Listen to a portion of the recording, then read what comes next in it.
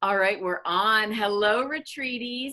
We have a special treat. We're having an interview with my dear, dear, beautiful friend, Bridgitte Longshore. And I know many of you know her. She's the owner of Giddy Yo, the best chocolate company in Canada, probably the world, but we'll go with Canada.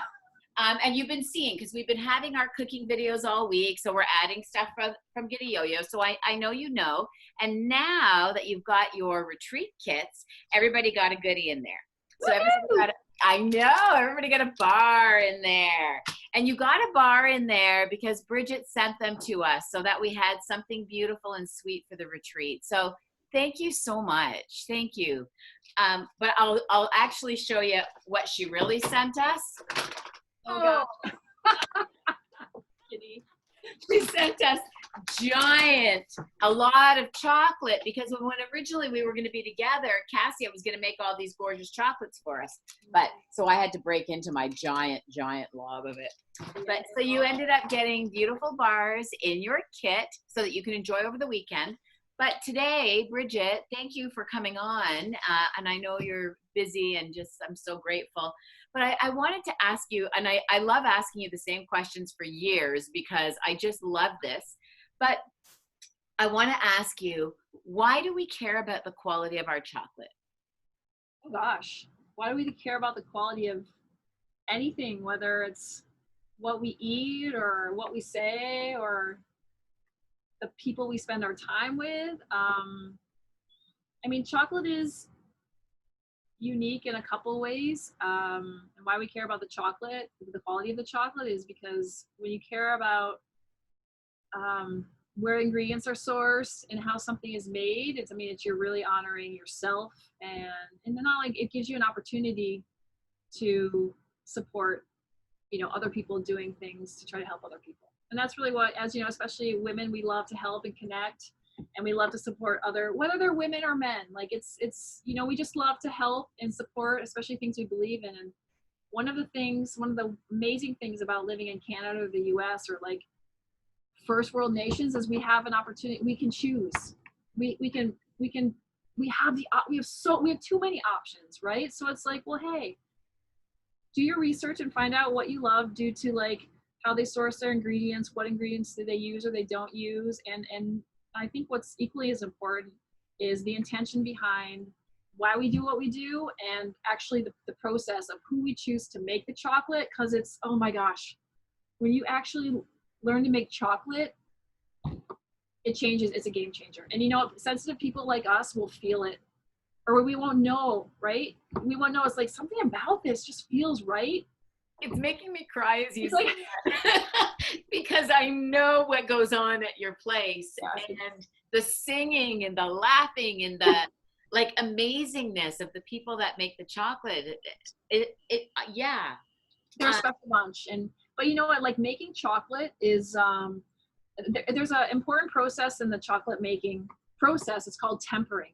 And the reason why it's called tempering is chocolate is it's a temperamental food. Like, we all understand, we're women, we understand how our energy affects other things, but for some reason, chocolate, and maybe it's equally, chocolate is a very powerful food on the human body and the human spirit, but in order to make it that, it's equally as temperamental. So anyhow, so the people that we choose, we find that it's only a very specific personality type with the right intention can actually make a chocolate that tempers well and tastes well and doesn't have a funky vibe. Like we put a lot into it. In between sourcing the ingredients, very specialized cacao, and the sugar cane we use and the essential oils, to who's actually making it. So we really care about you guys. Just want you to know. I know you do.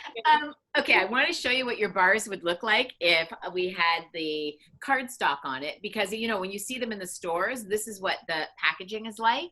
But years ago, Bridgitte and I know many of you've seen this, I just decided sometimes send the bars without the package, because we know it's amazing. So every once in a while we order bars like that.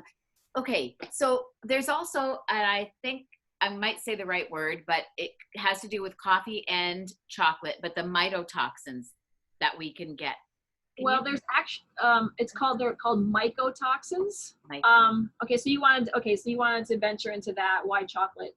So a couple things. Chocolate and coffee are unique in a way that they're both these foods have a vasodilating component to them, which means is when we eat them, once they get into our system, they dilate our blood vessels. So that's often why way back in the 30s and 40s, when people were having angina attacks, they used to prescribe like a piece of really, really dark chocolate because it opens up blood vessels and it gets blood to flow. Yeah, so not only that, it has the ability to like open small capillaries, and which means anything that you eat or drink with your coffee or your chocolate, or that's actually in the chocolate, gets into your bloodstream faster.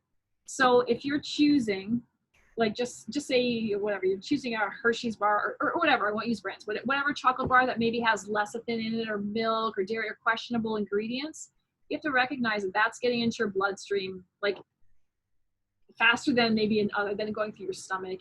But coffee is the same thing. So coffee and chocolate also tend, because they grow in hot humid climates, they tend to they can often have mycotoxins. Now mycotoxins are actually the byproducts of mold and fungus. So mold and bacteria and fungus give off, well, they're like living beings, so they give off waste material. So the waste material that they give off are highly toxic, but they're not killed by roasting.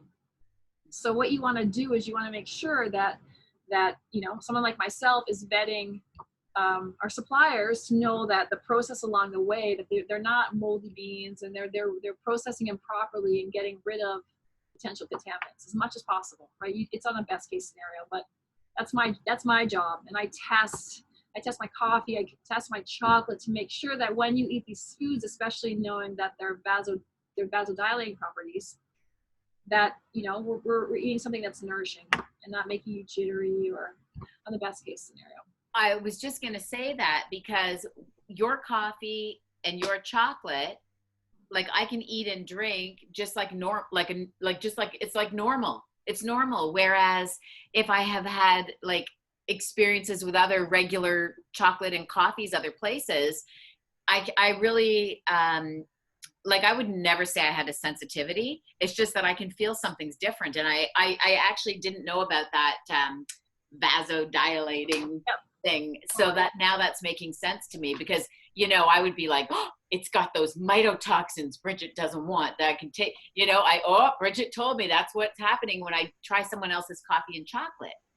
Because it can be that.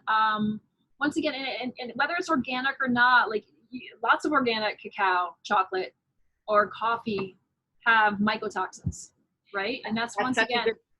Oh, sorry, I'm interrupting, but what a great point, because we always think, oh, we bought organic. It doesn't necessarily mean, okay. Exactly. So what you need to do is, because there's a lot of non-organic coffee and chocolate. Just because it's not certified, it can be super clean. It can be mycotoxin free. But you're not going to know that until you go and you investigate and then you test. That's really, at the end of the day, you got to send so every time we receive a lot number, we send it off to the lab for testing, whether it's the microbials, of course, like E. coli and Salmonella, and aerobic count, and all these very important things. But we also send it off for the